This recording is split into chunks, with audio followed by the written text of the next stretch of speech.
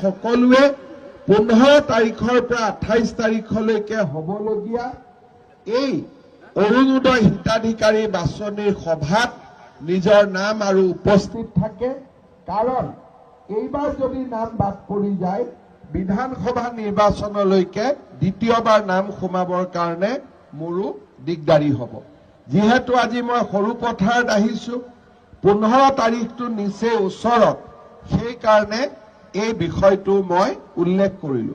আৰু আগতে যিসকলে অৰুণোদয় পাই আছে তেওঁলোকেও নিজৰ নাম নতুনকৈ অন্তৰ্ভুক্ত কৰিব লাগিব। আগত যিসকলে পাই আছে তেওঁলোকেও যদি গাঁও সভাত এইবাৰ নিজৰ নামটো লিখাই নলয় তেতিয়াহ'লে তেওঁলোকে অৰুণোদয় নাপাব। নতুনকৈ নিৰ্বাচিত হোৱা সকলেহে অৰুণোদয় পাব। সেইকাৰণে আগতে যিসকলে অৰুণোদয় পাই আছে তেওঁলোকেও যাতে অৰুণোদয় হিতাধিকাৰী সভাৰ বা হিতাধিকাৰী বাছনি সভাত উপস্থিত থাকে। মহিলাসকলৰ মাজত অৰুণোদয় আঁচনিৰ হিতাধিকাৰী আমি বঢ়াব খোজো।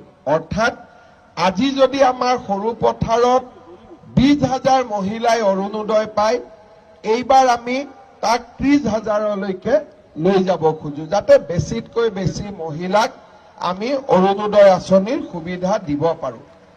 অহা 15 তাৰিখৰ পৰা 28 তাৰিখলৈকে আমাৰ গাঁও সভাসমূহ অনুষ্ঠিত হ'ব আৰু এই গাঁও সভাসমূহত নতুন নতুন অৰুণোদয় হিতাধিকাৰী আমি নিৰ্বাচন কৰিম।